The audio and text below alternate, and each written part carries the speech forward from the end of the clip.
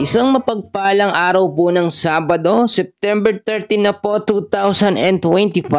Kabayan, meron tayong pinakalites na weather update sa lagay ng ating panahon. Pero before that, please don't forget po muna to like and subscribe at pahit na rin ang notification bell.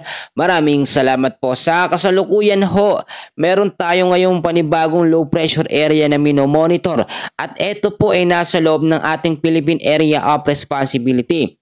Itong LPA nito ay meron pong estimated po na data o lokasyon 335 kilometers east of Eastern Samar. Bukod dyan sa low pressure area na yan, nakaka-apekto rin ngayon ng easterlies sa ilang bahagi ng ating bansa at ang localized thunderstorm.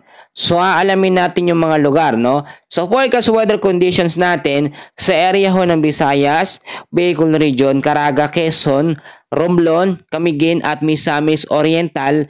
Ang lagay ho ng panahon sa mga lugar na yan ay cloudy skies or maulap na kalangitan na merong kasamang mga kalat-kalat na pag-ulan, pagkulog at pagkidlat dahil po sa low pressure area. So posibleng impact pa rin ito, makinig ho, ay pagbabaha sa mababang lugar at landslide sa mga landslide prone area kung sakali po magkaroon ng moderate to heavy rains anumang oras.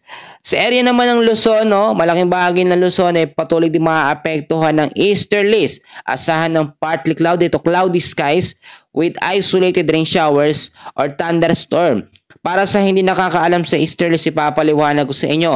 Ang easterlies po ay yung malinsangan o mainit na hangin na nanggagaling sa karagatang Pasipiko at kadalasan sa Eastern Visayas, Bicol Region, dyan po yan tumatama. Naapektuhan din dyan ang ilang bahagi ng ating Luzon, no?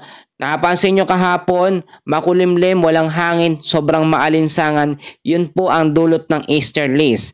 Ang ilang bahagi naman ng Mindanao ay patuloy din makakaranas ng maulap na kalangitan, meron din mga isolated rain showers at thunderstorm lalo na sa hapon at sa gabi. Dahil po yun sa mga localized thunderstorm. Napansin nyo naman, madalas na ngayon tuwing hapon ay umuulan po ng mga bugso ang malalakas.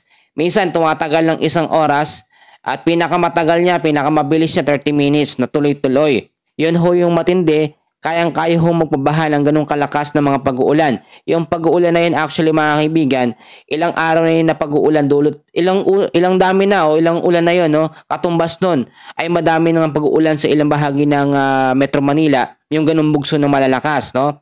At ngayon, tignan natin, no?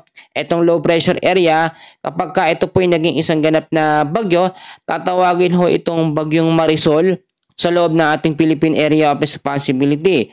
Sa ngayon, nung nasa labas pa ito ng par hanggang makapasok na ating Philippine Area of Responsibility, take note, maintain ho siya sa magiging low chance na maging isang tropical depression.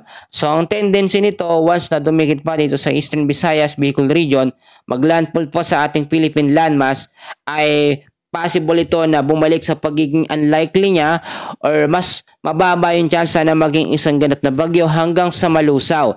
So ang may chance rin sa isang senaryo na kapag ito pinakatawid dito sa western or kanlurang bahagi ng ating bansa ay palakasin niya ulit ang habagat. Ang habagat, pag mayroong sama ng panahon na mas malapit sa kanya, nagkakaroon ulit ng sirkulasyon ng hangin ng habagat, no? Pag nabuo yung sirkulasyon na yun, nagkaroon ng momentum, doon mabilis or mag-i-intensify ang habagat hanggang sa magpaulan ulit sa kanlurang bahagi ng ating bansa. Kapag nangyari naman na yun, mawawala naman ang epekto ng easterlies o yung mainit na hangin ho na nanggagaling sa karagatang Pasipiko. So maging handa tayo sa mga posibilidad na pwedeng mangyari. Ngayong September, meron pa tayong dalawang bagyo na minomonitor. Ay, imomonitor na paparating po. Dahil kung titignan nyo, sa tinatawag po natin na tropical cyclone threat potential, actually nagsimula na yan kahapon, September 12 at matatapos hanggang September 18, ang week 1 natin. Dalawang low pressure area na merong low to moderate chance na maging isang ganap na bagyo. Sa week 2 naman, ay magsisimula yan pagdating po ng September 19 hanggang September 25. Dalawang low pressure area din ang ating mamomonitor dyan sa ating advanced weather forecast, no? Makikita nyo, pareha siya nasa low to moderate chance na maging isang ganap na bagyo. So maging handa na lamang tayo sa mga posibilidad na pwedeng mangyari. Ngayong araw po ng Sabado, yung mga lalabas o mga masyal, ugaliin po magdala ng payong, jacket, kapote para po sa mga biglaang bugso ng mga pag-uulan ay nakahanda po tayo at hindi tayo magkakasakit. Sa ngayon kabayan, yan muna ang pinaka-latest natin sa lagay ng ating panahon. Maraming salamat po. Magandang araw sa inyong lahat.